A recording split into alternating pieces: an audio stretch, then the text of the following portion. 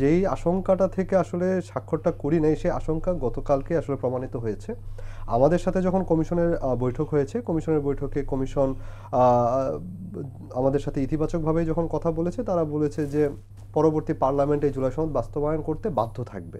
তারা এই ধরনের একটা প্রস্তাবনায় সরকারকে দেবে। কিন্তু গতকালকে তাদের সাথে আবার এক্সপার্টদের বৈঠক ছিল, একটা বৈঠক শেষে তাদের ঐকমত্য কমিশন পক্ষ থেকে আমরা জানতে পারলাম যে পরবর্তী সংসদের এটা বাধ্যবাধকতা থাকবে না এই জুলাই সনদ বাস্তবায়নের ক্ষেত্রে। তারাই সেটা আবার বলল। তো একই দিন সকালে আমাদেরকে একটা জিনিস জানিয়ে বিকালে যখন আমরা মতের পার্থক্যটা দেখলাম, তখন এই যে আমাদের যে সন্দেহটা, এই সন্দেহটা আরও বদ্ধমূল হলো।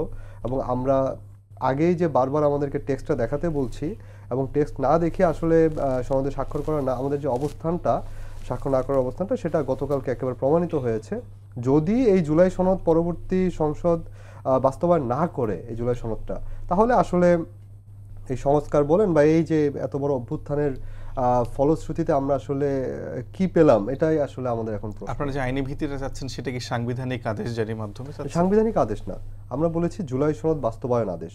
আমরা যেহেতু সাংবিধানিক আদেশ যখন প্রথম ঐকমত্য কমিশনের সাথে আলোচনা এসেছিল, তখন এটা নিয়ে অনেকেই একটু প্রতিক্রিয়া দেখিয়েছিল যে এটা সুপ্রা কনস্টিটিউশনাল কোনো ডকুমেন্ট হয়ে যায় কিনা।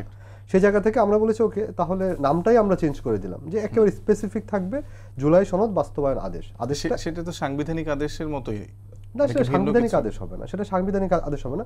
সেটা হবে যে ধরেন এখন আমাদের গণভোটটা করার তো কোনো স্কোপ সংবিধানে নাই, তো আমাদের তো গণভোটের ব্যাপারে তো সব রাজনৈতিক দল একমত হয়েছে। এখন এই গণভোটে যাওয়ার একটা রাস্তা তো আমাদের খুঁজতে হবে, কিংবা আমার যে পরবর্তী সংসদকে যে আমি কনস্টিটিউয়েন্ট পাওয়ারটা দিচ্ছি, সেই কনস্টিটিউয়েন্ট পাওয়ারটা কতদিন থাকবে, সে কতদিন এই পাওয়ারটা করবে না, সে যদি ওই সময়ের মধ্যে এই জুলাই সনদ বাস্তবায়ন করতে না পারে, তখন এটার ইফেক্ট কি হবে, এই জিনিসে তো একটা ডিটেলস টেক্সট থাকতে হবে। সেটাই আমরা আদেশের ভিতরে চাচ্ছি। কিন্তু সালাউদ্দিন আহমেদ, বিএনপির সিনিয়র নেতা, তিনি বলছেন যে জুলাই সনদের বাস্তবায়নের সাংবিধানিক আদেশ জারি প্রসঙ্গে তিনি বলছেন যে ভবিষ্যতে এমন কিছু করা উচিত না যেটাতে ভবিষ্যতে প্রশ্ন উঠতে পারে। বরঞ্চ মানে সাংবিধানিক আদেশ না, আপনার যদি একটা আদেশ ছাড়া এখন আপনি একটা গণভোটে চলে যান, এই গণভোটে আপনি কিসের ভিত্তিতে যাবেন? আপনি যদি একটা অধ্যাদেশে যান, কিংবা আপনি যদি কোনো প্রজ্ঞাপনের মাধ্যমে যান, এই পুরো জিনিসটা তো সংবিধানের বাইরে গিয়ে আপনাকে দিতে হবে, কারণ সংবিধানে কোথাও এই গণভোটের বিধান নাই। বা আপনি যে পরবর্তী পার্লামেন্টকে যে আপনি একটা এক্সট্রা পাওয়ার দিচ্ছেন, সে যে কনস্টিটিউশনের বেসিক স্ট্রাকচারটা চেঞ্জ করছে, এই পাওয়ারটা আপনি কিসের বলে দিবেন তাকে? তো সেটার তো একটা রাস্তা আমাদেরকে খুঁজে বের করতে হবে। সেটাই আদেশ ছাড়া তো আমরা কোনো উপায় দেখছি না।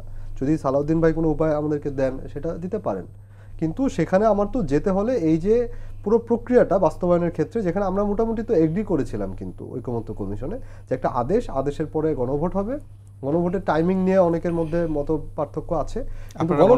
গণভোটকে নির্বাচনে আগে চান নাকি নির্বাচন? আমরা বলেছি, আমরা গতকালকেও বলেছি যে গণভোটের তারিখ নিয়ে আমাদের কোনো রিজিডনেস নাই। আমরা এটা আগেও হতে পারে, ইলেকশনের দিনও হতে পারে, মানে এটা যত দ্রুত করা সম্ভব আমরা সেটাই বলেছি। কিন্তু এটা নিয়ে আমাদের তেমন কোনো আপত্তির জায়গাটা নাই।